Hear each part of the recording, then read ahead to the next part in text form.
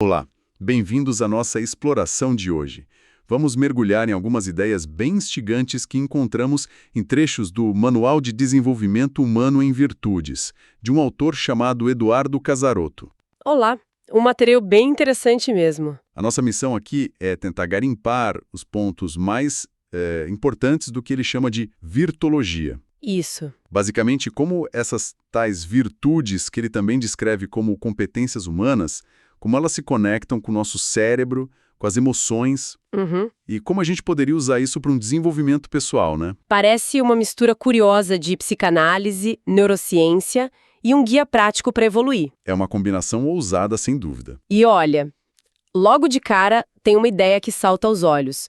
O manual argumenta que tentar ressignificar o passado, algo que a gente vê muito por aí, né? Sim, é bem comum. Ele diz que isso pode, na verdade, atrapalhar. Isso é, no mínimo, polêmico. Ok, vamos tentar entender melhor o que isso quer dizer. Vamos lá. Então, para começar, o que seria exatamente essa virtologia? Pelo que entendi, não estamos falando de filosofia moral tradicional ou, sei lá, teologia, certo? Exato, a proposta é diferente. O autor apresenta a virtologia como uma nova lente para entender como a nossa personalidade se forma e como a nossa mente, especialmente o inconsciente, funciona. Uma lente nova. Isso. A ideia central é que muitos dos nossos perrengues psicológicos, tipo neuroses, ansiedade, essas coisas, viriam de um jeito meio primitivo de operar mentalmente. Um estado primitivo. É. E a saída proposta? Desenvolver virtudes ou, como ele prefere chamar, competências humanas. O foco do tratamento seria esse desenvolvimento da personalidade, sabe? Usando a busca por questões inconscientes, mas como um ponto de partida. A catarse também, mas não o foco principal. Interessante essa ideia de estado primitivo. E a visão sobre o inconsciente? O manual diz que não é um lugar físico na mente, mas um estado de funcionamento. Como assim? Pensa assim, dependendo do nosso nível de desenvolvimento nessas competências, a gente opera mais no piloto automático inconsciente ou de forma mais consciente. Ah, entendi. Nesse estado inconsciente, a percepção do tempo fica meio distorcida, tudo é mais simbólico e a linguagem nos domina. Aí ele conecta com conceitos da psicanálise, tipo transferência, resistência. Que seriam manifestações desse estado, então. Exato. Seriam manifestações desse funcionamento mais atemporal e simbólico. Desenvolver virtudes, então, seria como ajustar o foco, sabe? Trazer a mente pro aqui e agora, pro tempo real. Diminuindo esse funcionamento mais caótico, neurótico. Isso. O objetivo final seria, na visão dele, deixar de ser inconsciente, expandir a consciência. Porque os registros de dor estariam ligados a esse nosso lado mais primitivo. E o manual faz uma ponte direta disso com o nosso cérebro físico, né? Ele fala do tronco cerebral. Sim, que seria a base dos instintos de sobrevivência, competição, sexo. O sistema límbico também, centro das emoções, desejos. E o neocórtex, com um destaque enorme para o lobo frontal. Ah, o lobo frontal. Por que tanto destaque para ele? É que ele é visto como o centro do nosso pensamento mais sofisticado. Abstração, planejamento, livre-arbítrio. Basicamente, o que nos faz humanos e nos diferencia de outros animais. A sede da tal inteligência moral, como ele chama. Exatamente. O texto até cita um neurocirurgião, Raul Marino, para reforçar que é essa área que nos permite avaliar experiências, aprender com elas, pensar no futuro, traçar metas. E até sentir as formas mais elevadas de amor e compaixão, entendendo causa e efeito. Isso mesmo. E aqui a coisa fica realmente curiosa. A ideia é que praticar comportamentos virtuosos seria tipo fazer musculação para o lobo frontal. É uma ótima analogia. O manual cita até o Dalai Lama dizendo que podemos usar a mente para mudar o cérebro para melhor. Então cultivar a paciência, por exemplo, ajudaria a gente a ser menos refém dos impulsos mais básicos do tronco cerebral ou das emoções cruas do sistema límbico. Precisamente, a proposta é essa. Sair do modo reativo, puramente instintivo e emocional, para agir a partir dessa inteligência moral que seria pilotada pelo lobo frontal. Isso daria mais controle sobre os instintos. E a capacidade de entender o outro também, né? Sem de se colocar no lugar do outro. E a felicidade, nessa visão, não estaria naquelas buscas primitivas por aprovação externa ou nos picos de prazer momentâneo. Que viciam e nunca satisfazem de verdade. Exato. A felicidade estaria na sensação de plenitude, de conexão. Ele fala muito daquela ideia de todos somos um, e no equilíbrio emocional. Isso. E isso viria com o desenvolvimento das virtudes e o domínio do orgulho, do egoísmo, que nos isolam. Isso. Tem uma crítica clara no texto ao sistema atual, que nos empurraria para o consumismo, para a busca incessante por sucesso externo. Roubando o tempo para olhar para dentro. Justamente. Daí a sugestão de práticas como meditação, contato com a natureza, como formas de se reconectar com esse eu mais verdadeiro. Faz sentido. Agora, tem um conceito bem específico no material que me chamou a atenção. O inconsciente booleano. Que história é essa? Soa quase como computação. É uma analogia bem interessante, de fato. O autor pega emprestado o nome do George Boole, o matemático da álgebra booleana, sabe? Sei, da lógica e ou não. Essa mesma. Para sugerir que o nosso funcionamento psíquico mais profundo, o inconsciente, poderia operar com base em lógicas muito simples, quase binárias, tipo essas, e, ou, não, se, então. Seria um reflexo da própria lógica básica de como as redes neurais disparam ou não dispara. Não é a nossa lógica consciente, então, aquela que usamos para argumentar. Não essa. Seria uma estrutura lógica interna mais fundamental, que organizaria como as informações são processadas e guardadas lá no fundo. Fascinante. E como isso se manifestaria na prática? O texto dá uns exemplos, né? Sim, ajuda a visualizar. Tipo a negação, o não. A pessoa que sem perceber evita passar perto de um lugar onde sofreu um trauma. É como se o inconsciente dissesse não ir lá. Exato. Uma evitação automática. A conjunção, o e. Sentir raiva e tristeza ao mesmo tempo depois de perder alguém querido. Os dois sentimentos coexistem ali. Sim, sem que um anule o outro necessariamente. A exclusão mútua, o X ou OR. Aquele dilema interno, tipo querer muito ser reconhecido pelo trabalho e ter pavor de se expor publicamente. Parece que ter um exclui o outro, ou um ou outro. Um conflito bem comum, né?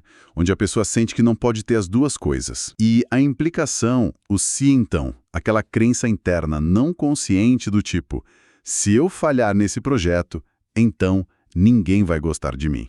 E isso acaba direcionando todo o comportamento para evitar o fracasso a qualquer custo, muitas vezes de forma neurótica. Nossa.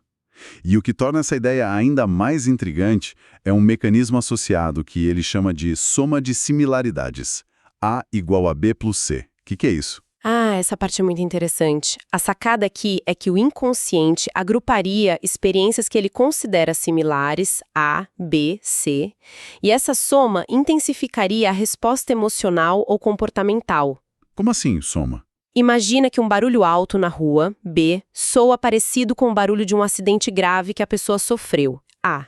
Esse barulho B pode disparar um medo intenso, quase como se o acidente estivesse acontecendo de novo. Ah, entendi. Reativa o trauma original. Isso. E se depois acontece outra situação com um som similar, isso se soma ao registro original A e B, amplifica o trauma. Caramba! Isso explicaria por que algumas neuroses ou traumas parecem piorar com o tempo. Poderia ser uma explicação, sim. Cada nova experiência similar é somada, reforçando as conexões neurais daquele medo ou daquela dor. É como se a conta ficasse cada vez maior. E essa estrutura lógica básica, booleana, seria fixa, tipo o hardware. Segundo o autor, sim. Seria parte da estrutura fundamental do cérebro. Mas o trabalho consciente poderia atuar sobre ela, tentando entender e talvez até reprogramar essas associações que foram feitas. Entendi. E a neuroplasticidade? A capacidade do cérebro de mudar entra forte nessa história, certo? Como o desenvolvimento de virtudes se encaixa aí? Totalmente. A conexão é direta. Pensa na neuroplasticidade como a capacidade do cérebro de se reorganizar, de criar novos caminhos, como uma trilha no mato. Quanto mais você usa, mais marcada ela fica. Boa analogia. Praticar repetidamente uma virtude, ser paciente no trânsito, expressar gratidão, agir com humildade numa discussão, fortaleceria as redes neurais ligadas a esses comportamentos. Ele chama isso de plasticidade sináptica. Fortalecer a trilha boa. Exato. E quando você conscientemente escolhe agir de forma virtuosa numa situação difícil, em vez de seguir o padrão antigo, tipo explodir de raiva... Você enfraquece a trilha antiga e começa a criar uma nova. Perfeito. Isso seria a plasticidade funcional. E, claro, isso também exercitaria o lobo frontal, melhorando o autocontrole. E a autorreflexão, tipo meditar ou escrever um diário, também ajudaria nisso? Com certeza. Usaria essa mesma plasticidade para ajudar a gente a perceber as coisas de outro jeito. E tem o reforço positivo, né? Sentir-se bem depois de ajudar alguém, por exemplo, incentiva o cérebro a repetir aquele comportamento virtuoso. Ok, entendi. A lógica da neuroplasticidade. Mas então chegamos naquele ponto polêmico que mencionamos no início. Ah, sim. A não ressignificação. O manual bate muito na tecla de não ressignificar memórias do passado. Por que essa postura tão firme contra algo que parece tão comum em várias terapias? É um dos pontos mais distintivos dessa abordagem, sem dúvida. A visão do autor é que as memórias, especialmente as dolorosas ou traumáticas, estão gravadas no cérebro pela neuroplasticidade, baseadas no que foi realmente vivido. Ok, no fato em si. Isso. Tentar mudar o significado dessa memória depois, reinterpretar, justificar o que aconteceu, segundo ele, talvez não altere a rede neural original da dor. E pior, poderia criar um conflito interno. Uma parte sua sabe o que aconteceu e sentiu, e outra parte tenta contar uma história diferente para si mesma. Isso poderia gerar culpa, talvez. Eu não deveria sentir isso. Exatamente. Ou impedir que a pessoa processe a dor legítima daquela experiência. Sabe? Fica tentando maquiar. E qual a alternativa que ele propõe, então? Se não é a ressignificar?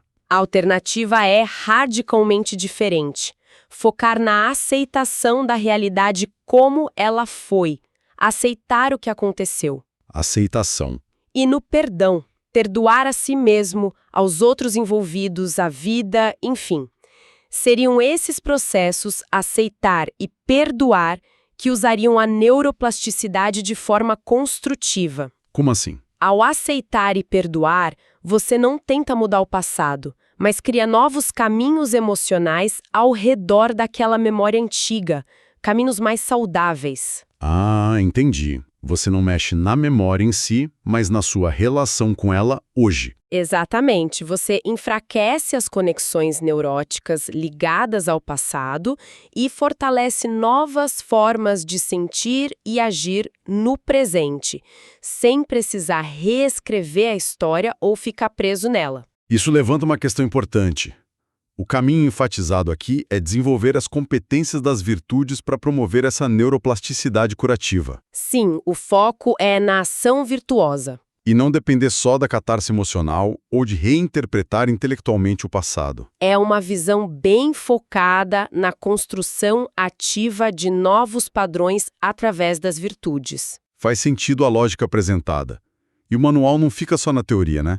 Ele propõe um método prático para desenvolver essas virtudes. Qual é a base? Sim, é bem mão na massa. Primeiro, ele define virtude não como algo abstrato, mas como uma competência. Competência. E competência para ele junta 3 coisas: conhecimento, habilidade e atitude, o famoso chá, né? Saber, saber fazer e querer fazer. Ou melhor, fazer. Isso. Não adianta só saber o que é perdão, conhecimento. Você precisa desenvolver a capacidade de perdoar, habilidade, e ter à disposição a atitude de fazer isso, atitude. Especialmente o fazer. Entendi. O foco é na ação. Total. O método em si é um roteiro bem estruturado, ele sugere 14 dias de foco para cada virtude. 14 dias por virtude? É a sugestão. Nesses dias, a pessoa teria leitura sobre a virtude, perguntas para refletir ou discutir, exercícios práticos para fazer no dia a dia. Ah, bem prático mesmo. Sim, e também afirmações positivas para ler e escrever, meditação focada naquela virtude, uma reflexão diária sobre como foi a prática e a criação de um plano de ação pessoal. Uau! Completo. A palavra-chave é ação e comprometimento com a mudança real de comportamento, que é o que, segundo a teoria dele, vai gerar a neuroplasticidade desejada. Entendi. Foco total na prática. E outro conceito que parece central é o de individuação. O que significa isso nesse contexto do manual? Individuação aqui é descrita de uma forma bem direta.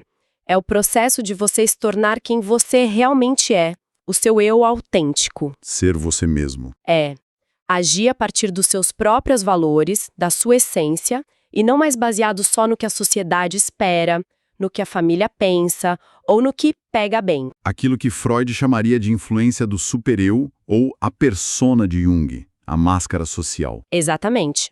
É sobre superar aquele instinto básico de querer pertencer ao bando a qualquer custo, buscando sempre a aprovação externa. Mas é importante não confundir com individualismo, egoísmo, né? Crucial.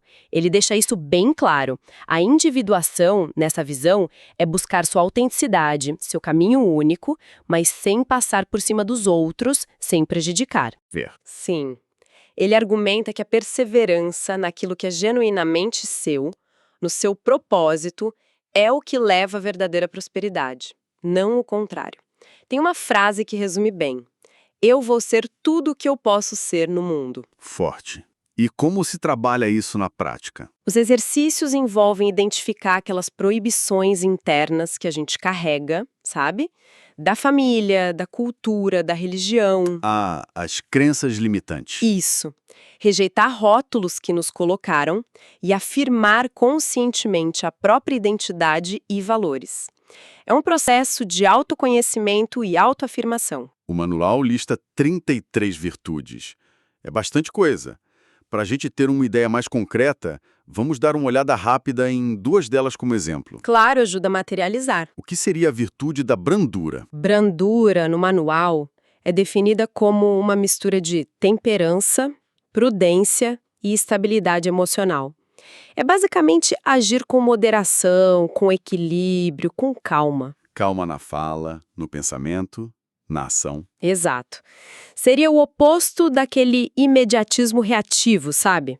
Aquela coisa de responder na lata, agir por impulso. Que muitas vezes só cria mais confusão e perda de tempo depois. Segundo o autor, sim.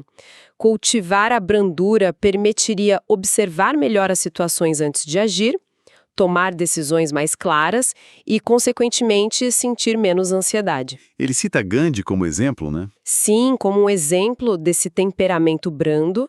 E um exercício prático sugerido é bem simples: contar mentalmente até 5 segundos antes de responder numa conversa mais acalorada. Só para quebrar o ciclo do impulso reativo. Interessante. Simples, mas pode fazer diferença. E a outra, eternidade. Essa parece mais filosófica. Como a nossa forma de encarar a morte impacta a nossa vida segundo essa perspectiva? A ideia principal aqui é que a forma como a gente encara a morte, se como um fim absoluto e assustador, ou como uma continuidade, uma passagem, afeta profundamente como vivemos o presente. Como assim? O medo paralisante da morte, argumenta o autor, nos levaria a fazer projeções negativas sobre o futuro e a procrastinar a própria vida. Ficamos com medo de viver plenamente por medo de que tudo acabe. Faz sentido. Aquele medo do fim. Por outro lado, aceitar nossa mortalidade, aquela ideia de eu posso morrer hoje e tá tudo bem, isso nos impulsionaria a viver o agora com mais intensidade, a buscar a evolução pessoal sem demora. Ele contrasta a ansiedade de morte com a ansiedade de vida, né? Sim, a ansiedade de morte seria essa que congela. Já a ansiedade de vida seria um impulso que vem do nosso eu mais profundo e nos dá propósito, justamente quando aceitamos nossa finitude. É paradoxal, mas faria sentido. E aceitar a morte ajudaria a lidar com a perda também. Ajudaria a lidar melhor com a perda de pessoas queridas através da aceitação, da fé para quem tem e da própria crença na continuidade, em vez de ficar preso na revolta ou na negação que causam mais sofrimento. Uau! Bastante coisa para processar. Exploramos hoje, então, conceitos bem densos desse Manual de Desenvolvimento Humano em Virtudes. Foi uma boa viagem por essas ideias. Vimos a proposta da virtuologia como um caminho ativo de evolução, essa conexão forte entre praticar virtudes e remodelar o cérebro pela neuroplasticidade. A ideia curiosa de um inconsciente com lógica booleana. Exato. E o foco em desenvolver competências como individuação, brandura e, crucialmente, a aceitação em vez da ressignificação do passado, que é um ponto bem marcante. A mensagem central que parece costurar tudo isso é que a nossa evolução não acontece por acaso. É um trabalho consciente, ativo. Exige esforço. Exige esforço para ir além dos nossos padrões mais automáticos e primitivos, que o autor associa muito ao orgulho e ao egoísmo, e caminhar em direção a uma maior conexão. Conexão com a gente mesmo, com os outros, com o todo. Aquele tudo somos um. Isso, e a ferramenta para isso seria usar e desenvolver nossa inteligência moral, lá no lobo frontal. E o ponto talvez mais diferente de outras abordagens é essa ênfase na aceitação radical da realidade. Incluindo o passado e a morte. Usando a prática das virtudes para criar novos caminhos neurais, em vez de tentar recontar ou justificar o que já aconteceu. É um chamado à ação no presente. E para a gente fechar, fica aqui uma provocação baseada num conceito do próprio manual que me deixou pensando. Manda lá. O texto menciona algo chamado necessidade da faixa anteceder a falta. A sugestão é que talvez a gente já nasça com certas pré-necessidades, sabe? Pré-necessidades. Tipo? De reconhecimento, de conexão, de unidade, quem sabe. Ligadas ao nosso estágio ou faixa de evolução. Interessante. E que nossos desejos, buscas e até frustrações seriam, na verdade, manifestações dessa necessidade fundamental que já estava lá. E não algo que surge só quando sentimos a falta de algo externo. Ou seja, a falta não criaria a necessidade. A necessidade já estaria lá, buscando se manifestar. Exato. Se isso for minimamente verdade, como será que essa ideia muda o jeito como a gente olha para os nossos próprios anseios, para aquela sensação de que algo está faltando? Seriam eles talvez ecos dessa busca inerente por unidade? Se expressando de acordo com o nosso nível atual de desenvolvimento das virtudes? É uma pergunta profunda. Fica aí a pergunta no ar. Muito obrigado por nos acompanhar nesta exploração. Obrigada pela conversa. A gente se encontra na próxima.